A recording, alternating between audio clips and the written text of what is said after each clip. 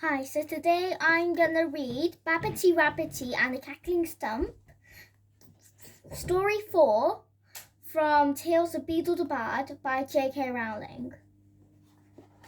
Babbity Rabbity and the Cackling Stump. A long time ago, in a far-off land, there lived a foolish king who decided that he alone should have the power of magic. He therefore commanded the head of his army to form a brigade of witch hunters and issued them with a pack of ferocious black hounds. At the same time, the king caused proclamations to be read in every village and town across the land. Wanted by the king, an instructor in magic. No true witch or wizard dared volunteer for the post, for they were all in hiding from the brigade of witch hunters. However, a cunning charlatan with no magic power saw a chance of enriching himself and arrived at the palace claiming to be a wizard of enormous skill.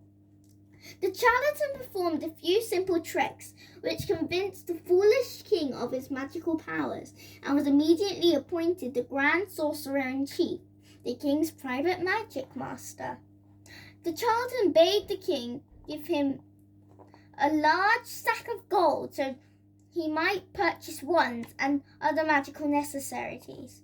He also requested several large rubies to be used in casting for curative charms, and a silver chalice or two for storing and maturing of potions. All these things the foolish king supplied. The charlatan stowed the treasure safely in his own house and returned to the palace grounds. He did not know that he was being watched by an old woman who lived in the hovel on the edge of the grounds. Her name was Babbity, and she was the washerwoman who kept the palace linen soft, fragrant, and white. Peeping from behind her drying seats, Babbity saw the charlatan snap 2 twigs from one of the king's trees and disappear into the palace. The charlatan gave one of the twigs to the king and assured him that it was a wand of tremendous power. It will only work, however, said the charlatan, when you are worthy of it. Every morning the charlatan and the foolish king walked out into the palace grounds, where they waved their wands and shouted nonsense at the sky. The charlatan was careful to perform more tricks, so that the king remained convinced of his grand sorcerer's skill and of the power of the wands that cost so much gold. One morning, as the charlatan and the foolish king were twirling around twigs, hopping in circles and chanting meaningless rhymes, a loud cackling reached the king's ears. Babbity the washerwoman was watching the king and the charlatan from the window of her tiny cottage and was laughing so hard that she soon sank out of sight, too weak to stand. I must look undignified to make the old washerwoman laugh so, said the king. He ceased this hopping and twig twirling and frowned. I grow weary of practice. When shall I be ready to perform real spells in front of my subjects, sorcerer? The charlatan tried to soothe his pupil, assuring him that he would soon be capable of astonishing feats of magic. But Babbity's cackling had stung the foolish king more than the charlatan knew. Tomorrow, said the king, we shall invite our court to watch their king perform magic. The charlatan saw that the time had come to take his treasure and flee. Alas, your majesty, it is impossible. I've forgotten to tell your majesty that I must set out on a long journey tomorrow. If you leave this palace without my permission, sorcerer, my brigade of witch hunters will hunt you down with their hounds. Tomorrow morning you will assist me to perform magic for the benefit of my lords and ladies, and if anybody laughs at me, I shall have you beheaded. The king stormed back to the palace, leaving the charlatan alone and afraid. Not all his cunning could save him now, for he could not run away, nor he could help the king with magic neither of them knew. Seeking a vent for his fear and his anger, the charlatan approached the window of Babbity the washerwoman. Peering inside, he saw the little old lady sitting at her table, polishing a wand. In a corner beside her, Behind her, the king's sheep were washing themselves in a wooden tub. The charlatan understood that at once Babbity was a true witch, and that she who had given him his awful problem could also solve it. "Crone!" roared the charlatan. "Your cackling has cost me dear. If you fail to help me, I shall denounce you as a witch, and it will be you who is torn apart by the king's hounds." Old Babbity smiled at the charlatan and assured him that she would do everything in her power to help. The charlatan instructed her to conceal herself inside the bush while the king gave his magic display, and to perform the king's spells for him without his knowledge. Babbity agreed to the plan, but asked one question. "What, sir? If the king attempts a spell Babbity cannot perform?" The charlatan scoffed. "Your magic is more than equal to that fool's imagination," he assured her, and he retired to the castle well pleased with his own cleverness.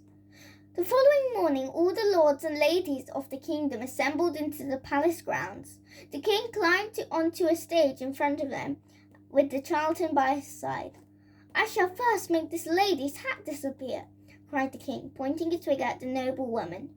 From inside the bush nearby, Babbity pointed her wand at the hat and caused it to vanish.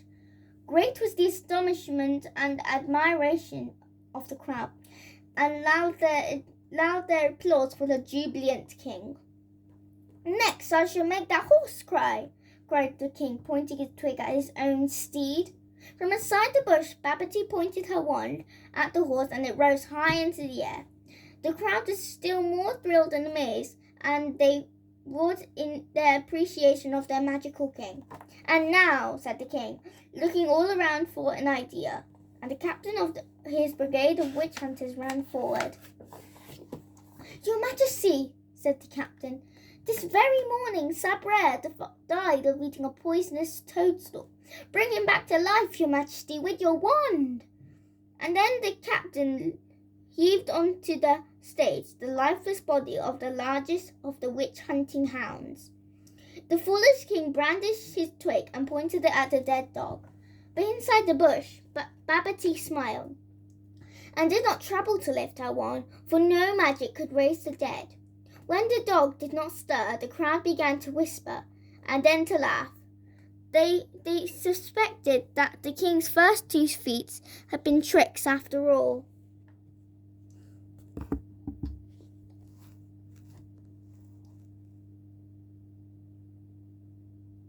"Why doesn't it work, the king screamed at the charlatan, who bethought himself of the only ruse left to him. "There, Your Majesty, there," he shouted, pointing at the bush where Babbity sat concealed. "I see her plain, a wicked witch, who's blocking your magic with her own evil spells. Seize her, somebody, seize her!" Babbity fled from the bush, and the brigade of witch hunters set off in pursuit, unleashing their hounds, who bayed for Babbity's blood.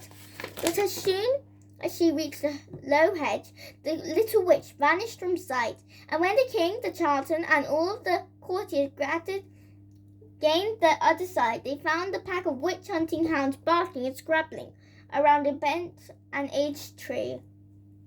"She has turned herself into a tree!" screamed the charlatan, and dreading lest Babbity turn back into a woman and denounce him, he added, "Cut her down, Your Majesty. That is the way to treat evil witches." An axe was brought at once, and the old tree fell to loud cheers from the courtiers and the charlatan. However, as soon as they were making ready to return to the palace, the sound of loud cackling stopped them in their tracks. "Fools!" cried Babbity's voice from the stump they had left behind. "No witch or wizard can be killed by being cut in half. Take the axe, if you do not believe me, and cut the grand sorcerer in two." The captain of the brigade of witch hunters was eager to make the experiment, but as he raised the axe to the charlatan fell to his knees, screaming for mercy and confessing all his wickedness. As he was dragged away to the dungeons, the tree stump cackled more loudly than ever. "By cutting a witch in half, you have unleashed a dreadful curse upon your kingdom," it told the petrified king. Henceforth, every stroke of harm that you inflict upon my fellow witches and wizard will feel like an axe stroke in your own sight, until you will wish you could die of it." At that, the king fell to his knees too, and told Stump that he would issue a proclamation at once, protecting all the witches and wizards of the kingdom, and allowing them to practice their magic in peace. "Very good," said the Stump. "But you have not yet made amends to Babbity." Anything at all," cried the foolish king, wringing his hands before the Stump. "You will erect a statue of Babbity upon me, in memory of your poor washerwoman, and to remind you forever of your own foolishness," said the Stump.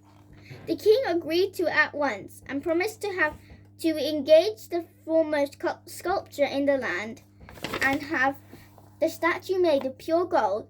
Then the shamed king and all of the noblewomen and women returned to the palace, leaving the tree stump cackling behind him. Then the grounds were deserted once more. There wriggled from a hole between the roots of the tree stump a stout and whiskery old rabbit with wands clamped between their teeth.